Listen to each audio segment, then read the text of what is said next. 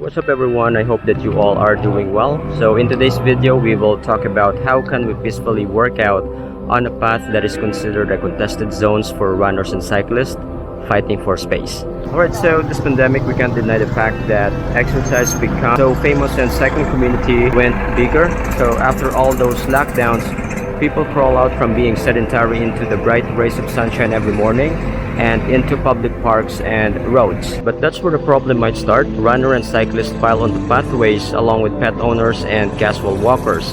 So what begins as a beautiful day might suddenly turn into a stressful one. So everyone has a role to play when it comes to maneuvering around crowded public paths, and no one can be passive. So I've been doing both activities so I can relate to the sentiments of our fellow runners and cyclists, and maybe these tips that I'm observing every time I ride or run might help.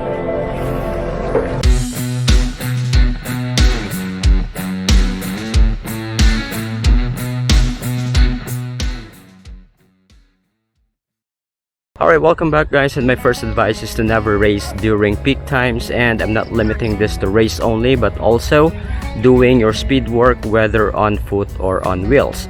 So for runners, it is still safer to run on path or sidewalks rather than sharing the road with cars or bicycles, so it is worthwhile to switch to such path if they're available on either side of the road. But if you have to run on roads, actually I prefer this one too, because I hate stepping up and down on curbs, and dodging other people affects momentum.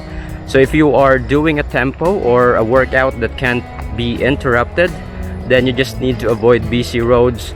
So you might want to do your run very early in the morning, or look for roads that are not busy but make sure that there are street lights, especially if it's still dark. One more thing, if the visibility is low, make sure that you are visible by wearing bright or reflective clothing. There are available small clips or flashing lights that you can buy in some sports store or online to increase your visibility. So running with someone is a perfect idea for safety reasons as well as motivation. But even if there is a sidewalk or a bike lane, please maintain a single file while running unless the area is clear from other obstructions as well as pedestrians. So by doing this, you are not getting a lot of space on the road and make room for other bicycles and such. Having music while running or cycling removes the boredom, especially during long runs or long rides. However, it can increase the risk since you might not hear approaching motored vehicles. For runners, you might not hear cyclists that are yelling for you to move out of their way, dogs, and other potential threat. So if you want to run or ride with music, try to keep the volume low, or maybe you can just wear one earbud instead of a pair so that you can still hear what's happening around you. So when you run outdoors, you should run against traffic so you can see vehicles coming at you on the same side of the road.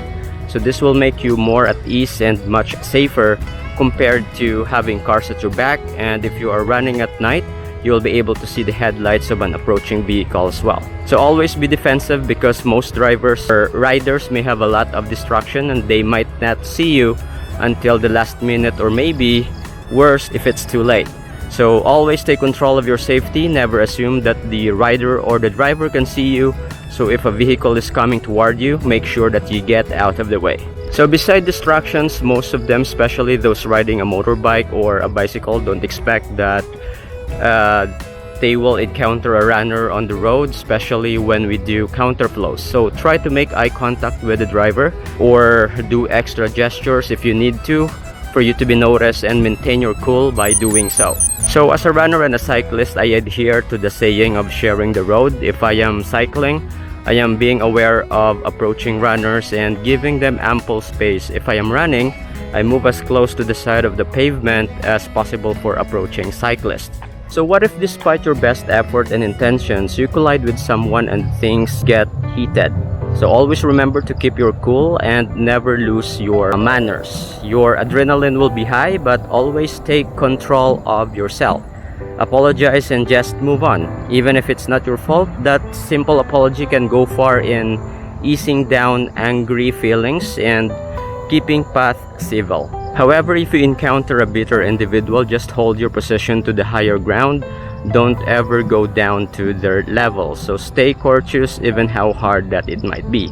You don't want to go too far, like exchanging information using social media platforms, take responsibility if you have a role to play, and accept someone else's apology. Do your best to not lose your manners and then just move on. In the end, each of us just want to train, exercise, or simply have fun outdoors, right? So all of this comes down to common courtesy and awareness of space. So that's it for today, guys, and I hope that we can do our outdoor activities in a more peaceful and more fun way all the time. And please don't forget to subscribe to help this channel grow, and you might want to share with someone you know that might like my content. So thank you again, guys, for being so amazing and watching this video till the end. And remember to stay courteous all the time, stay safe, stay fit, and see you on the road.